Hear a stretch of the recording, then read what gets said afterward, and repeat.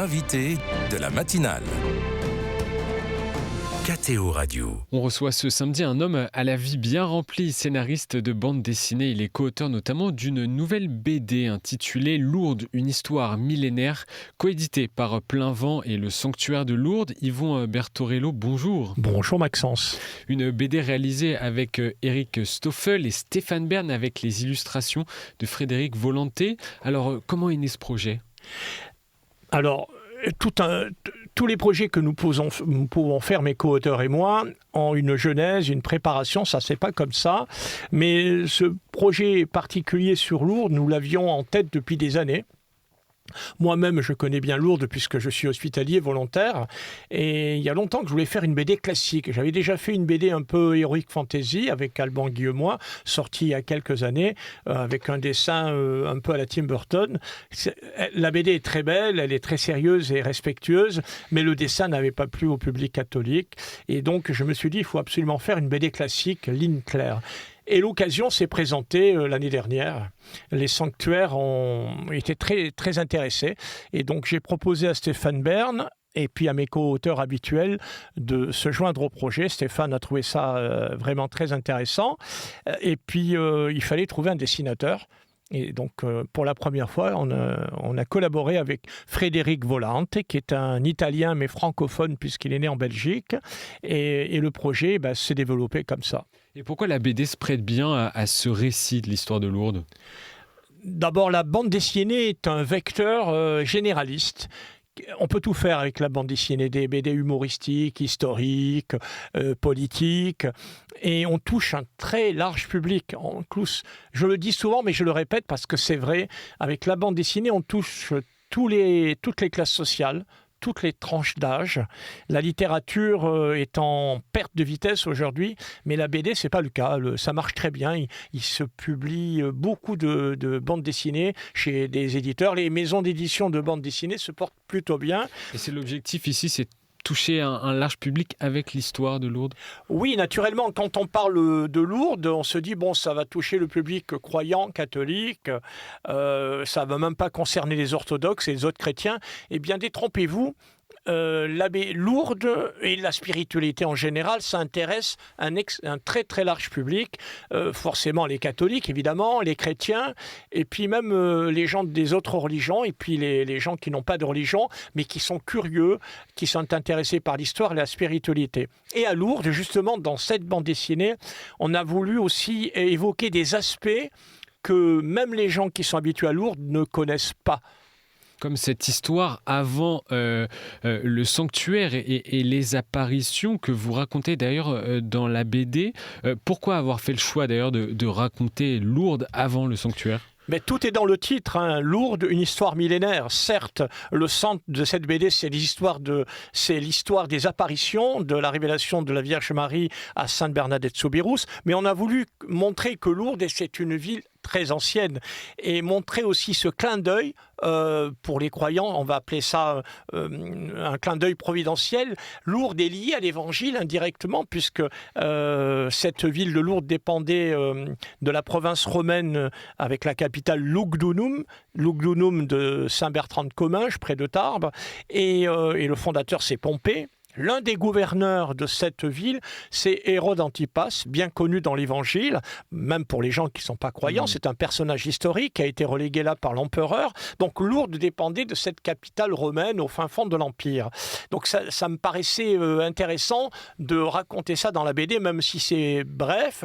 Et ensuite, on passe à l'époque carolingienne, parce qu'on voulait absolument évoquer l'origine du blason de Lourdes, qui a une origine légendaire, c'est-à-dire avec un fondement historique, une légende étant quelque chose qui mélange le vrai et le faux, puisqu'il y a un fondement historique, on raconte ça brièvement dans la BD, et puis ensuite il y a un petit passage à la période protestante des Huguenots, et très rapidement on arrive au 19e siècle, Second Empire.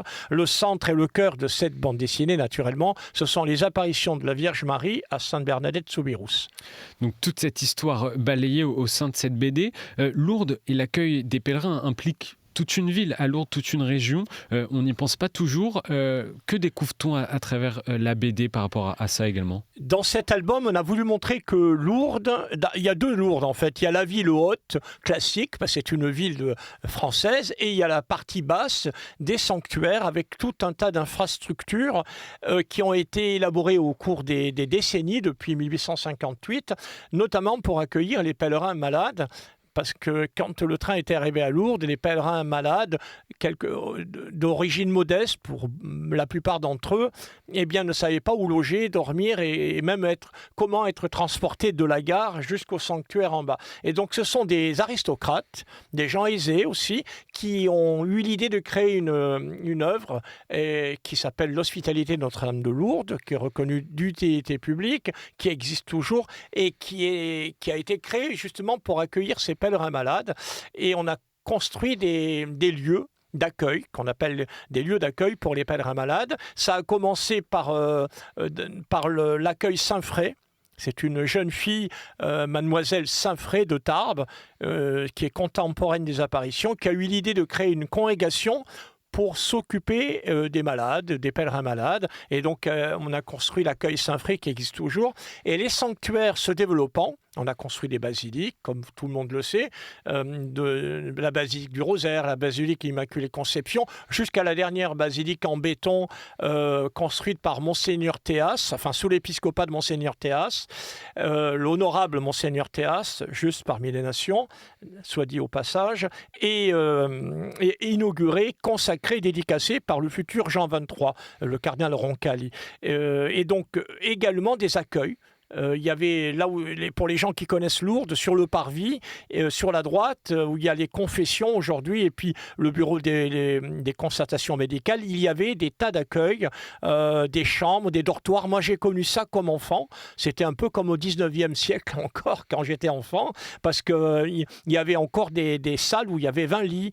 Vous imaginez les films que l'on voit. Eh bien, c'était la même chose. Les malades étaient 10, 15 par salle. Ensuite, on a construit l'accueil Notre-Dame. Il y a eu plusieurs époques et qui fonctionnent toujours. Donc tous ces lieux, toutes ces infrastructures ont été construites petit à petit pour accueillir les pèlerins malades. Une construction progressive que l'on voit dans la BD.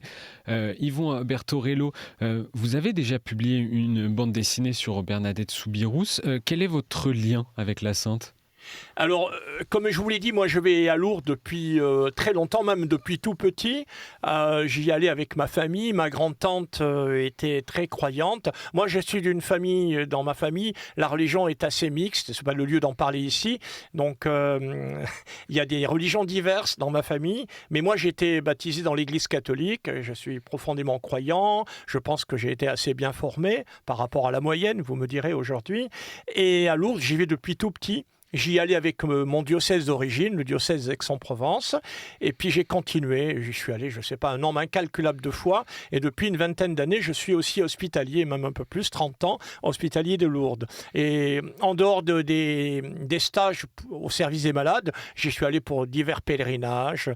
Et puis maintenant que je fais des BD, et quand il s'agit de BD qui concernent Lourdes, naturellement, je ne vais pas y aller pour une BD sur la ligne Maginot, ça n'aurait aucun sens. Mais que ce soit le pape François, Notre-Dame de Paris, etc., ou les Justes parmi les nations, évidemment, la librairie des sanctuaires est très intéressée et me propose d'aller dédicacer, où ça marche très très bien d'ailleurs. Et dans le monde saturé d'images, où le flux d'images est incessant sur les réseaux sociaux, quelle est la place selon vous de la bande dessinée ? La bande dessinée a vraiment un grand avenir, et ce ne sont pas les tablettes, Internet, les moyens modernes que je ne refuse pas, je m'en sers beaucoup pour la communication, c'est très très bien. Je pense que si les jésuites avaient été formés aujourd'hui, ils se seraient accaparés des moyens de communication modernes, comme ils l'ont fait pour l'imprimerie, et d'ailleurs ils le font parce que l'Église n'est pas étrangère aux moyens de communication. Il suffit de lui donner un aspect moral. C'est le problème des nouveaux moyens de communication. Donc moi je m'en sers beaucoup, mais la BD qui est un moyen classique, un très long avenir devant elle. On le voit bien, les jeunes, encore une fois, qui sont accros aux médias, à Internet, lisent des BD, parce que c'est un bel objet. c'est un objet qu'on lit moult et moult fois, que l'on offre et on fait passer un grand message. Alors, on ne peut pas tout dire dans une BD 48, 54 planches, c'est très court. On essaie de résumer, et c'est le cas de cette BD sur Lourdes, une histoire millénaire. Et la BD religieuse existe depuis longtemps, mais on observe une certaine également créativité nouvelle dans ce domaine. Alors, non seulement la BD religieuse existe depuis longtemps, mais on pourrait presque dire que la BD, le monde religieux est à l'origine de la BD. Il faut au 19e siècle, il y avait des livres d'illustrations avec des bulles, des cases, et je pense que les auteurs connus de bande dessinée qu'on pense être à l'origine de la BD se sont inspirés déjà de ce que l'Église catholique, pour ne parler que d'elle, imprimait pour le catéchisme, les belles images, etc., avant la BD classique.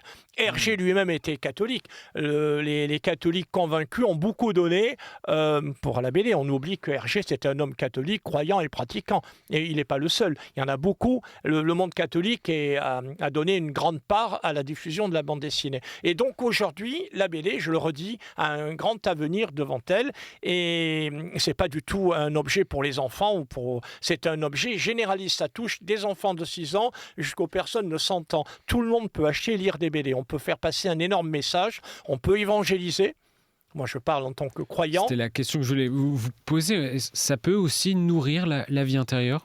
Moi, je pense que oui, la BD, non seulement elle le peut, mais elle le fait, elle le contribue. Il y a même il y a des gens qui sont venus à la fois en lisant des bandes dessinées. Si elles sont sérieuses, si elles sont bien faites, encore une fois, c'est un résumé, une bande dessinée. Ensuite, on a envie de lire des livres approfondis. Les gens qui vont lire la BD sur Lourdes, beaucoup auront envie de lire la vie de Bernadette et des biographies, les ouvrages du Père Laurentin et de tant d'autres, qui sont des ouvrages plus sérieux qu'une bande dessinée, évidemment, plus complet. Mais la BD, c'est déjà une première étape. Et quand elle est bien écrite, bien documentée, vraiment, elle remplit ses fonctions.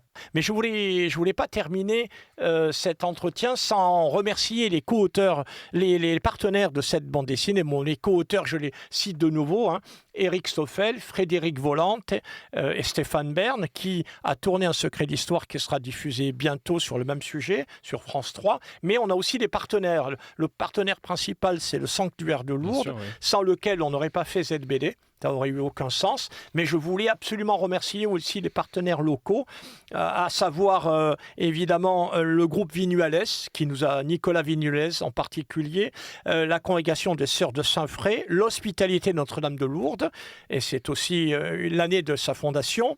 La Maison du Pèlerin, le Musée de Cire, le Petit Lourdes, ce sont des partenaires qui nous ont beaucoup aidés, qui ont permis à cette BD d'être diffusée un peu plus largement. Voilà. Je tiens à les remercier grandement. Et donc un ouvrage collectif. Merci Yvon Bertorello d'être passé dans nos studios ce matin. Merci à vous Maxence.